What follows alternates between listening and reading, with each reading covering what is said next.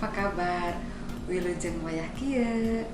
Saya pada hari ini diundang oleh kawan saya untuk datang bercurhat mengenai pengalamannya pada waktu dia mengidap penyakit kanker payudara. Dan saat ini dia di rumah aja pun dia tetap semangat. Dan mungkin sedikit saya akan mengulas hubungan antara hormon estrogen dengan kanker payudara. Jadi hormon estrogen itu adalah hormon yang paling utama pada wanita, di mana fungsinya adalah sebagai hormon reproduksi. Kita ketahui bahwa hormon estrogen mulai berperan dari umur 9 sampai 14 tahun, di mana itu yang akan mempengaruhi pada pertumbuhan fisik, yaitu pertumbuhan payudaranya, rambut kemaluan, dan rambut pubis, tanda-tanda seks. Nah, setelah 14 tahun kemudian, umur 14 tahun ke atas, tentunya hormon itu berperan untuk menstruasi, di mana pada setiap wanita tentunya setiap bulan akan mengalami menstruasi. Dan hormon ini peranannya pun selain itu adalah untuk perkembangan metabolisme tubuh pada wanita, juga mengatur untuk otak, untuk tulang, dan jantung. Dan hormon ini sayangnya pada wanita itu lama-lama menurun dengan pertambahan usia, di mana usia mulai penurunan mulai terjadi ya dari umur 30 tahun terutama. Menurun lama-kelamaan dan terjadilah namanya menopause, di mana menopause pada wanita biasanya dimulai umur 48 atau yang lebih umur 51 tahun. Jadi menopause itu adalah ditandai dengan tidak adanya mens selama 12 bulan berturut-turut. Jadi kalau sudah seperti itu masuklah ke masa menopause. Nah, di masa menopause itulah timbullah gejala-gejala yang lebih banyak pada wanita. Dan saya karena berada di bidang anti-aging juga, tentunya hormon estrogen ini ada juga di kulit, karena di kulit pun ada reseptornya, estrogen alfa dan beta, di mana reseptor estrogen itu berpengaruh untuk kualitas daripada fungsi kulit, yaitu untuk kelembabannya, bagaimana untuk kekencangan pada kulitnya. Tentunya kalau hormon estrogen ini pun menurun, menyebabkan penuaan juga pada seorang wanita. Jadi hormon ini sangat dipentingkan oleh kita, bukan hanya sebagai reproduksi, tetapi juga fungsi-fungsi organ yang utama tadi, pada jantung, pada otak, dan juga pada tulang. Sehingga pada wanita menopause, bukan hanya penuaan saja pada kulitnya, tetapi juga ditemukan bisa gangguan jantungnya, juga osteoporosisnya, dan juga gangguan memorinya. Sering lupa pastinya. Jadi itulah tanda-tanda kalau sudah mulai menurun hormon estrogennya. Jadi menopause itu cukup banyak. Nah, oleh karena itu sering banyak orang mulai menggunakan hormon replacement terapi. Jadi menggantikan. Kita tidak boleh sembarangan menggunakan hormon estrogen itu. Tentu harus datang ke dokter dan harus diperiksakan kadar hormonnya apakah perlu atau tidak. Karena itu kalau kita salah menggunakan hormonnya, tentu akan menyebabkan kejadian kanker payudara. Jadi kanker payudara itu sebetulnya penyakit yang kronis yang cukup mengkhawatirkan karena memerlukan pengobatan yang panjang dan tentunya sering membuat orang stres ya. Karena apa? Tentu memerlukan biaya yang tinggi. Tetapi kalau sedini mungkin sudah dilakukan diagnosis atau deteksi dini, tentunya pengobatannya akan lebih mudah dan akan lebih cepat sembuhnya. Tapi kalau sudah fase lanjut di mana sudah terjadi metastasis, tentu itu yang sangat sulit dan tentunya pengobatan akan lebih panjang dan menyebabkan komplikasi lainnya pada tubuh kita, pada tubuh orang yang menderita kanker payudara tentunya. Dan sampai saat ini penyebab dari kanker payudara itu masih belum jelas. Hanya banyak beberapa faktor resiko yang menyebabkan kanker payudara. Di antaranya itu adalah umur menstruasi yang lebih muda, kurang dari 12 tahun. Menurut beberapa penelitian, kenapa umur kurang dari 12 tahun bisa menyebabkan kanker payudara? Karena terpaparnya pada hormon estrogen itu lebih panjang. Kemudian juga umur kehamilan, di mana umur kehamilan terlalu muda, kurang dari 20 tahun, atau anak pertamanya lebih tua dari 35 tahun, itu pun resiko. Yang paling utama adalah sebagai keturunan genetik. Jadi kalau sudah ada genetik daripada orang tuanya kanker, kemungkinan anak perempuannya bisa menderita kanker payudara. Dan faktor resiko lainnya adalah obesitas, juga asupan lemak, ya, dan juga adanya alkohol, jadi lifestyle yang salah, alkohol, ataupun juga karena ada paparan radiasi di bagian dada tentunya. Nah, itulah yang harus kita perhatikan, beberapa faktor yang menyebabkan bisa terjadi kanker payudara. Nah, pemirsa, kanker payudara itu jangan dianggap enteng, tetapi kita tidak perlu khawatir karena dengan deteksi dini tentu akan lebih cepat mengetahui kanker tersebut dan juga kita bisa lebih waspada untuk terus berobat. Dan salah satu faktor risiko lain yang utama juga adalah adanya tumor jinak pada payudara. Jadi pada setiap wanita kalau ada benjolan di payudara, coba dilakukan dengan mulai melakukan masase sendiri di rumah, dari mulai melihat ke cermin, kita mulai lakukan pemijatan atau masas dari mulai bagian atas sampai ke bawah dalam keadaan berdiri, dalam keadaan duduk, dan keadaan tidur, dan juga jangan lupa kita mulai masas dari bagian sisi area masing-masing sehingga kita akan tahu sedini mungkin kira-kira apa yang terjadi. Dan jangan lupa juga bagian kelenjar di bagian ketiak karena takutnya ada hal-hal lain di situ. Jadi yang paling penting adalah kita mulai deteksi dini untuk payudara ini. Dan ingat, pada penggunaan produk-produk menggunakan hormon replacement terapi, jangan menggunakan secara sendiri, tetapi harus konsultasi kepada dokter yang memang paham akan itu dan tentunya akan ada sarannya. Dan baiklah, saya akan mendengarkan nanti curhatnya salah satu rekan saya yang menderita kanker payudara, di mana dia sangat semangat hidupnya dan dia juga berbagi kepada setiap wanita sehingga bisa jadi pelajaran untuk kita. Baik, kita ikuti ya nanti ya. Sebentar. Silakan pemirsa.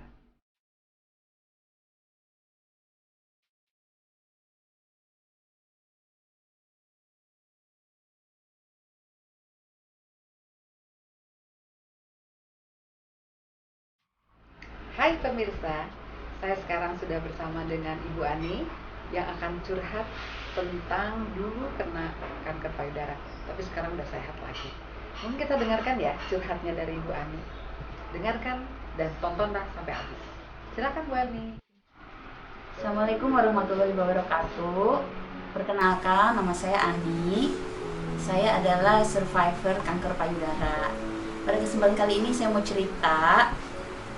Pertama kali saya didiagnosa kanker payudara itu bulan Mei 2014. Pada saat itu dalam keadaan tidak berasa apa-apa, hanya memang karena saya punya riwayat kanker di keluarga, yaitu nenek saya yang meninggal juga karena kanker, dan kebetulan saya juga sewaktu mahasiswa pernah diangkat ada benjolan di sebelah kanan, sehingga dokter mengkategorikan saya sebagai high risk woman. Jadi saya lumayan aware lah bahwa saya tuh harus lebih hati-hati. Nah, pada saat bulan Mei 2014 tersebut, saya tiba-tiba pas memegang payudara kiri saya merasa ada benjolan yang aneh gitu.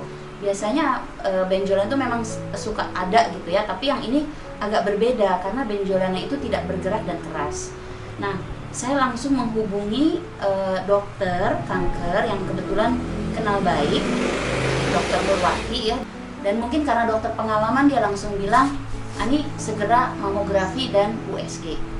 Nah, 2 hari kemudian saya langsung ke rumah sakit, saya langsung USG dan langsung mamografi. Dan hasilnya itu keluar sehari setelah itu, dan ternyata di situ ditulis suspek kanker. Nah, saya langsung ketemu dokter bedah onkologi itu di sebuah rumah sakit di Jakarta Selatan. Kemudian dokter onkologi saat itu juga memeriksa secara fisik juga, dan dia bilang langsung kapan bisa operasi. Nah, setelah itu hari Jumatnya baru saya akhirnya dilakukan operasi. Nah, pada saat sebelum operasi dokter menyampaikan bahwa nanti kita lihat Bu, katanya gitu. Waktu kita buka, kalau memang itu positif cancer, kita ambil sampai ke kelenjar getah bening di daerah ketiak. Nah, kalau misalnya bukan, kita langsung tutup. Tapi kalau memang itu positif, kita langsung bersihkan. Nah, ada kemungkinan diangkat semua, tergantung nanti penyebarannya udah seperti apa. Ya udah, pada saat itu saya pasrah aja. Dan kenapa saya pasrah gitu ya? Karena sebetulnya saya merasa kanker ini juga ada kesalahan dari saya sendiri. Saya makannya nggak bagus. Saya senang minum minuman, waktu itu teh botol. Senang makan Indomie. Kemudian punya riwayat juga.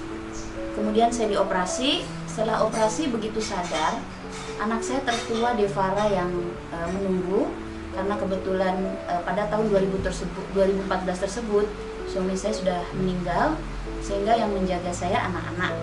Dan anak saya bilang memang positif kanker, kata dokter. Sebab itu cuman diem ya. Dan yang saya rasakan adalah kagum gitu. Kok bisa anak saya umur 19 tahun itu cool sekali menyampaikan kanker ibunya gitu. Padahal saya sendiri lumayan shock gitu, tapi anak saya bisa begitu cool. Tapi ternyata saya dapat info dari salah satu sahabat saya yang menunggu, ya. Ati waktu itu yang nunggu, Nenden. Waktu itu Ati yang kalau salah nungguin juga waktu aku operasi, bilang katanya, "Nih, itu sebetulnya Devara itu di tangga itu nangis terseduh-seduh. Kata sampai matanya merah." Disitulah saya merasa, ya Allah, ternyata yang terberat adalah itu. Yang terberat buat saya bukan pada saat saya menerima vonis kanker, tapi yang terberat adalah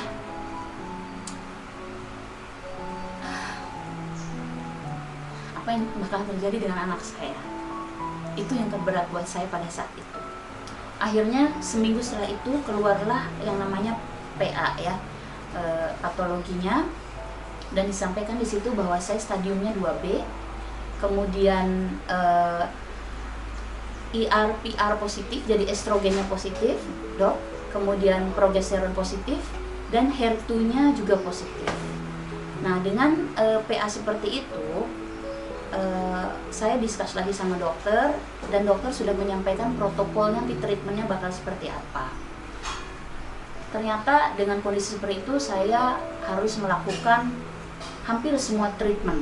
Ya, jadi kalau payudara itu ada treatmentnya ada 5, operasi, kemoterapi, kemudian radiasi, kemudian target terapi, dan hormon terapi. Alhamdulillah dokter menyarankan ke saya 5-5-nya harus saya jalanin. Nah, sampai akhirnya besoknya tanggal 1 Juli saya harus mulai masuk rumah sakit untuk mulai kemoterapi. Seninnya saya mulai dioperasi. Oh, ini ada foto-foto nih, saya lupa menerangkan operasi. Kemudian ini pada saat saya operasi ada fotonya. Nah ini kemo pertama saya di rumah sakit. Ini rambut saya masih ada. Nah ini pada saat kemonya. Jadi pada saat kemo pertama saya masih diinfus lewat tangan ya. Tapi saya sudah berjanji ya, demi anak-anak saya harus hidup, dan untuk itu saya harus menjalani treatment dengan semangat. Jadi kalau nanti bisa lihat foto-foto saya itu semuanya dalam keadaan ketawa, nggak ada yang lagi sedih. Ya, ini pada saat saya kemo. Nah, ini ada foto menghadapi sebelum minggu ketiga, saya mulai potong rambut saya. Tadinya rambut saya panjang kan segini, saya potong biar nanti kalau rontok nggak terlalu problem. Saya potong ke barbershop gitu ya, pakai yang cukuran ABRI, saya sisain 1 cm. Jadi ini ada fotonya, saya cukur ya 1 cm. Ternyata begitu minggu ketiga, yang 1 cm pun ambrol semua. Di bantal, di tempat tidur, saya mandi, semua masuk ke sini. Akhirnya udahlah, daripada botak-botak nggak karuan, karena digundul abis. Akhirnya saya gundul abis, dan ini foto saya yang gundul, dan ini saya menjalani kemo kedua. Kemudian pada saat kemo ketiga, tangan saya sudah tidak bisa diinfus karena pembuluh darah sudah mengeras, sehingga akhirnya saya pasang kemoport di dada sebelah kanan supaya proses kemonya tidak menyakitkan. Nah, ini dipasang di sebelah kanan. Ini ada foto saya bersama dokter kecintaan saya, Dokter Nurwati. Alhamdulillah pada saat kemo kelima ya, Love Pink, di mana komunitas saya ada, itu mengadakan setiap tahun memang untuk untuk kampanye kanker payudara setiap bulan Oktober. Bulan Oktober itu bulannya kanker payudara seluruh dunia. Itu mengadakan yang namanya waktu itu Jakarta Goes Pink. Tanggal 13 Oktober mama saya wafat. Nah, itu apa ya, hal terberat kedua setelah saya menyampaikan kepada anak saya kena kanker. Hal terberat kedua adalah mama saya wafat pada saat saya mau kemo ke-6, karena mama itu supporter terbesar. Jadi kalau kemo itu mama selalu nemenin di rumah sakit ya, tapi mama dalam keadaan kondisi sehat tiba-tiba sesak dan meninggal di pelukan saya.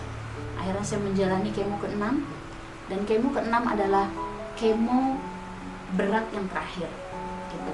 Jadi saya harus menjalani sebenarnya 17 kali kemo, tapi kemo ke-7 sampai dengan ke-17 itu single kemo Herceptin yang tidak terlalu, efeknya tidak terlalu berat. Yang paling berat adalah kemo ke-1 dan ke-6. Karena selama kemo 1 dan ke-6 itu luar biasa memang, yang namanya muntah, yang namanya mual. Saya pernah 4 hari nggak bisa bangun gitu karena vertigo, 4 hari tempat tidur gitu, ke kamar mandi di papa. Saya masuk ke UGD sampai 2 atau 3 kali karena tiba-tiba saya kencing darah gitu. Jadi itu akhirnya bisa dilalui dan saya bisa menyelesaikan kemo ke-6, dan saya melakukan party di rumah sakit. Jadi begitu selesai kemo ke-6, saya mengadakan party. Kami di komunitas menyebutnya kita wisuda.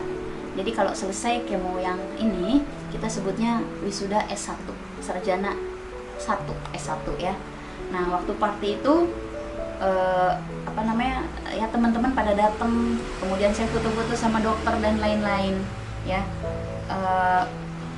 Saya harus bersyukur gitu bisa melewati hal tersebut, karena lumayan juga gitu ya perjuangannya selama 6 kali kemo ini.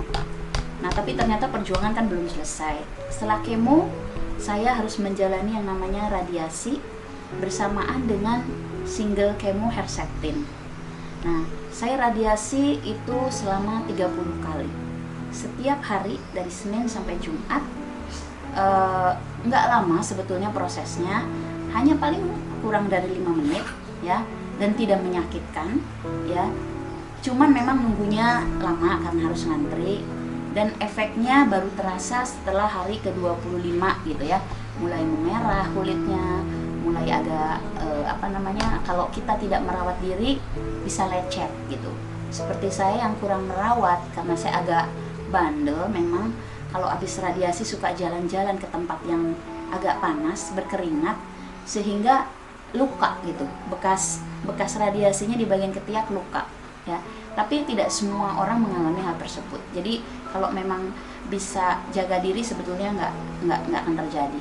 Jadi saya radiasi pun sering ditemenin oleh sahabat-sahabat saya. Ada sahabat saya, kakak saya ya, kakak ketemu besar, Kak Nita juga selalu mendampingi saya gitu. Nah, ini ada foto waktu saya radiasi ke-29. Jadi supaya nggak boring, setiap hari itu pasti foto-foto. Nah, jadi ini selesai 29 Desember, saya foto-foto sama dokter. Ini ada dokter saya, ini dokter radiologinya dokter Vilda, ada dokter kemo yang di MRCC, dokter Andika. Kemudian setelah radiasi itu belum selesai, karena saya masih harus menjalani single kemo Herceptin itu tiap 3 minggu juga ya. Jadi setiap kali mau kemo itu pasti kita harus dilakukan namanya pemeriksaan darah, supaya dicek dulu apakah badan kita fit atau tidak untuk dilakukan kemoterapi. Jadi ya lumayan lah, ini nyengir-nyengir lah kalau diambil darah, karena sebetulnya saya udah nggak bisa lagi diambil di sini, harusnya ngambil pakai kemopor, tapi kalau di lab nggak bisa pakai kemopor. Nah, ini saat-saat saya menjalani Herceptin. Jadi kalau Herceptin tidak di opname, biasanya one day care ya. One day care itu hanya sekitar 4 sampai kurang dari 6 jam di MRCC juga. Nah, biasanya saya lumayan sensitif dengan pre-medication-nya gitu. Jadi kalau sebelum treatment biasanya masih sehat, masih bisa makan. Begitu kasih treatment langsung saya teler gitu karena obat-obat pre-mednya sebetulnya. Kemudian ini foto-foto Herceptin saya juga pernah harus diopname walaupun pakai Herceptin, karena salah satu efek dari Herceptin itu bukan ke mual, ke rontok dan lain-lain, tapi ke jantung. Dan yang kena jantung sebetulnya kalau saya baca di jurnal-jurnal hanya 2% gitu. Sisanya sih nggak kena. Alhamdulillah saya termasuk yang 2%, sehingga jantung saya kena, dimana saya kena aritmia ya. Jadi sebelum Herceptin pun setiap 3 bulan saya harus dilakukan pemeriksaan ekokardiogram. Rambut saya di sini udah mulai tumbuh ya.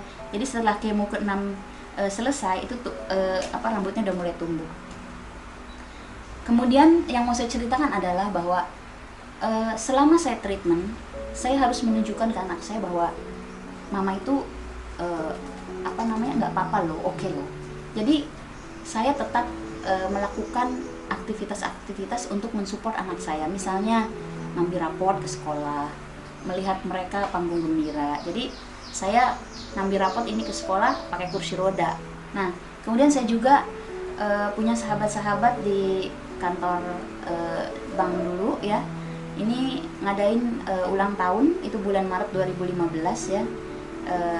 Pakai dress code-nya pink karena sesuai dengan colornya breast cancer itu warna pink.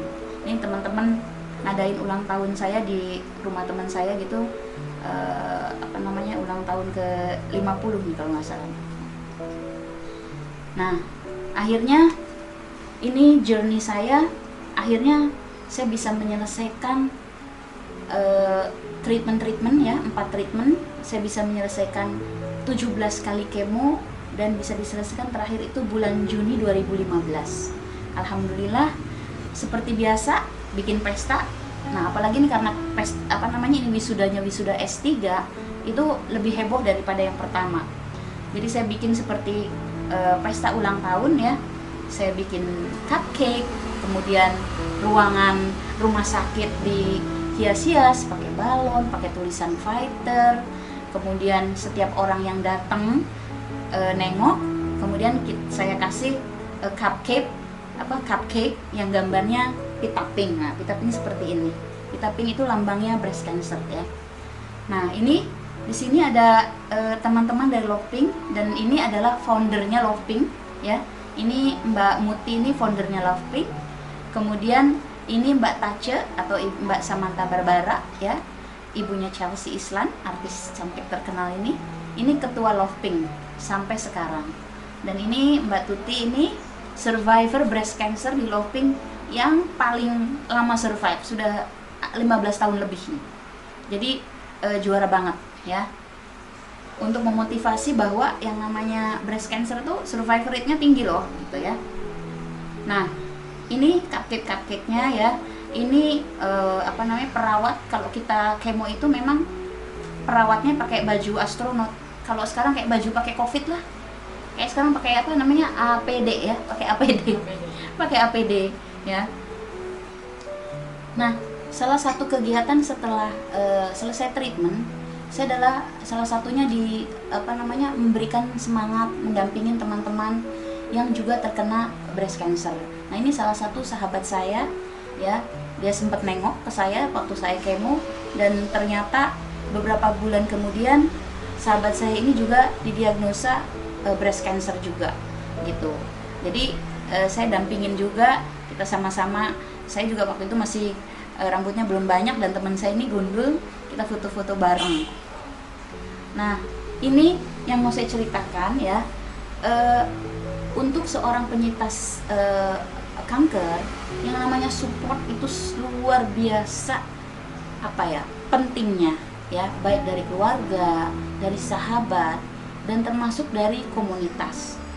Saya bisa survive salah satunya adalah karena saya ikut atau join ya di komunitas Love Pink. Jadi komunitas Love Pink adalah komunitas yang anggotanya semua penyintas breast cancer. Jadi beda dengan komunitas yang lain. Mungkin komunitas yang lain ada yang namanya volunteer dan lain-lain. Tapi kalau Love Pink enggak, semuanya adalah penyintas breast cancer. Jadi semuanya warrior dan survivor. Ya kegiatannya banyak. Visi kita itu ingin supaya bahwa di Indonesia ini penyintas kanker stadium lanjutnya sudah nggak ada. Jadi namanya kanker sebetulnya kalau misalnya diketahui dini, seperti saya misalnya masih stadium 2B, itu survival rate-nya tinggi. Tapi kalau sudah stadium lanjut, memang rada berat. Dan kondisi di Indonesia saat ini memang banyak kenapa tingkat kematian itu tinggi, karena diketahuinya sudah stadium lanjut, stadium 3, stadium 4 gitu. Itu yang menjadi visi Love Pink, bahwa di 2030 sudah tidak ada lagi di Indonesia yang kankernya diketahuinya datang ke rumah sakit udah stadium lanjut. Untuk itu makanya kita kegiatannya adalah melakukan sosialisasi sadari, deteksi dini untuk perlindungan terbaik dari kanker payudara. Ya, kalau diketahui dengan dini itu akan lebih cepat dilakukan treatment dan lebih cepat sembuhnya gitu. Jadi itu kegiatan utamanya adalah memberikan sosialisasi untuk deteksi dini. Kemudian kita juga melakukan visitasi dan pendampingan kepada teman-teman yang sudah terkena gitu. Karena sebagai seorang kanker, saya ngalamin sendiri itu, kita tiba-tiba kita tuh mungkin akan lebih banyak diam, tertutup, nggak mau cerita. Nah, kita juga punya yang namanya USG van. Kita punya mobil USG yang mobile, yang bisa diundang ya ke company, ke perkumpulan-perkumpulan untuk bisa dilakukan mamografi. Karena banyak sekali orang yang takut ya, takut tidak mau melakukan pemeriksaan padahal dia tahu ada benjolan. Dan ini tidak berkaitan dengan pendidikan sebetulnya. Karena ada teman yang pendidikannya tinggi juga di kantor takut juga nggak mau periksa. Nah, dengan adanya USG van ini kita juga melakukan yang namanya baksos gitu ya, dengan adanya sponsor melakukan baksos itu ke beberapa kaum marginal ya, ke posyandu, ke rumah susun gitu, dengan tanpa men-charge biaya untuk mamonya. Bukan mamo, USG payudaranya free karena disumbang oleh perusahaan-perusahaan. Atau kita juga bisa diundang oleh company-company yang akan memberikan fasilitas kepada karyawannya. Nah, itu dari perusahaan akan diharapkan memberikan donasi ke Love Pink. Nanti sebagai kompensasinya kita bisa mendatangkan USG van itu, dan kita bisa mengadakan yang namanya Pink Talk. Pink Talk itu sosialisasi tentang breast cancer. Kita juga, yang melakukan Pink Talk dan USG itu yang namanya Pink Squad. Nah, ini Pink Squad. Jadi saya alhamdulillah salah satu Pink Squad di Love Pink. Nah, mungkin ini bisa dilihat nih, di sini ada foto-foto teman-teman dari Love Pink. Kalau lihat dari sini nggak ada yang mukanya sedih dan nggak kelihatan bahwa mereka itu semua penyintas kanker, dan banyak dari mereka itu WTS. Tahu nggak WTS apa? Wanita tetes 1 atau wanita tanpa susu. Tapi mereka nggak ini tuh, mereka rata-rata tetenya disumpel. Di 2016 mungkin nanti bisa dilihat ya fotonya ya. Ini saya mau cerita, ini dibuatkan oleh Muti ya, salah satu founder Love Pink. Dari waktu itu udah lama sih, waktu itu buat profile picture saya simpan sampai sekarang karena bagus banget ya. Di sini ada foto saya pakai wheelchair ya, dan di 2016 saya bisa pakai high heel. Jadi di sini tulisannya all changes is hard at first, messy in the middle and gorgeous at the end, from wheelchair to high heel. Dan di tahun 2017 saya sudah bisa ikut 5K ya. 5K itu maraton 5 km. Tapi saya nggak lari, saya cuman jalan cepat. Dan pertama kali dilakukan di Bali waktu Indonesia Goes Pink. Lumayan, di sini ada sertifikatnya ya, jadi bukan palsu-palsu abal-abal. Dan ini sosialisasi yang saya lakukan terakhir ya. Ini buat saya sangat salah satu sosialisasi yang tidak akan saya lupakan ya. Waktu itu saya melakukan sosialisasi di salah satu perusahaan asuransi yang datang mungkin sekitar 70 orang. Ya, waktu saya sosialisasi lumayan lama, banyak pertanyaan. Begitu selesai, ada 2 orang yang datang memeluk saya menangis. Ya, dan ternyata yang satu itu ternyata ada benjolan yang cukup besar menurut dia, tapi dia nggak berani dioperasi karena takut. Dan yang satu lagi sudah diangkat tetapi nggak berani untuk kemo. Nah, saya akhirnya karena waktunya terbatas, waktu itu saya bilang oke, nanti kita kontek-kontekan lagi. Dan seminggu setelah itu kita bertemu dan saya coba ngobrol dengan mereka. Alhamdulillah lah, lumayan lama, berapa jam. Dan alhamdulillah akhirnya yang namanya Ati yang tadinya takut dioperasi akhirnya sekarang sudah dioperasi dan sekarang sedang menjalani kemo. Dan yang namanya Nia yang tadinya takut di kemo sekarang sedang menjalani kemo. Nah, saya mau cerita bahwa dengan perjalanan ini dan sekarang saya sudah di bulan Mei nanti saya sudah memasuki tahun kelima free of cancer. Kata orang tahun kelima 5 tahun adalah masa-masa kritis.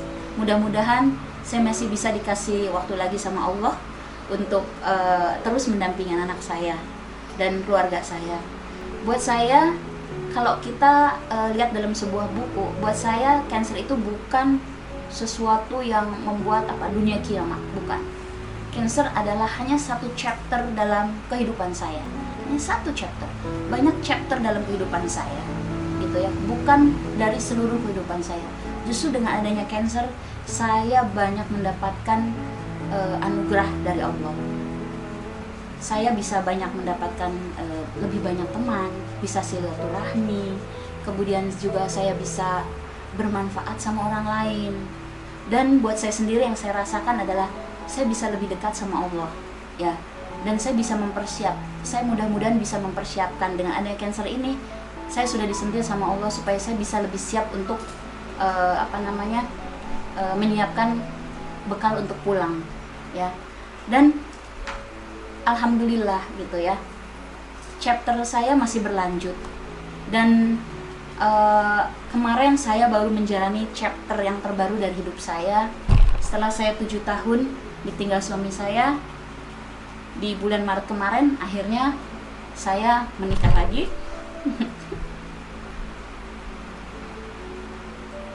Dan dengan menikah lagi, insya Allah hidup saya bisa menjadi lebih tenang, ya, bisa fokus menyiapkan bekal untuk pulang ke akhirat. Dan saya 9 Maret kemarin juga baru menjalani pensiun, sehingga saya betul-betul bersyukur, alhamdulillah di usia yang 55 tahun ini saya sudah bisa menjalani cancer dengan baik, sudah berjuang, dan sekarang saya sudah memasuki babak kehidupan baru dengan keluarga yang baru dan dengan babak cancer yang baru. Mudah-mudahan bisa survive lama, mendampingi sampai anak-anak saya menikah dan punya cucu kelak. Amin ya rabbal alamin. Mungkin sharing dari saya itu. Dan satu lagi, barangkali karena Lovepink itu bukan perusahaan atau yayasan yang profit, tetapi non profit, kami untuk melakukan sosialisasi, untuk melakukan pendampingan juga memerlukan dana. Nah, untuk followernya Ibu Dr. Nenden, ya, yang menyaksikan hal ini bisa nanti melakukan donasi, ya, nomor rekeningnya nanti dicantumkan di sini, atau dengan men-scan QR ini, ya. Ini bisa di-scan QR ini. Dananya bisa dari mana? Bisa dari GoPay, bisa dari OVO, bisa dari link aja, dari Dana, dari semua e-wallet, ya, dari semua e-wallet bisa dengan scan ini. Dan juga bisa dari rekening yang punya rekening CIMB Niaga, bisa lewat Go Mobile CIMB Niaga, ya. Jadi ini buat teman-teman gampang, tinggal di screenshot, ya. Itu nanti bisa keluar untuk Yayasan Daya Dara Indonesia. Jadi nama legalnya Yayasan Daya Dara Indonesia. Ditunggu ya teman-teman, berapapun jumlahnya, karena itu pasti akan sangat membantu untuk mewujudkan visi kita di 2030 tidak ada lagi perempuan yang datang ke rumah sakit dengan stadium lanjut. Terima kasih. Assalamualaikum warahmatullahi wabarakatuh.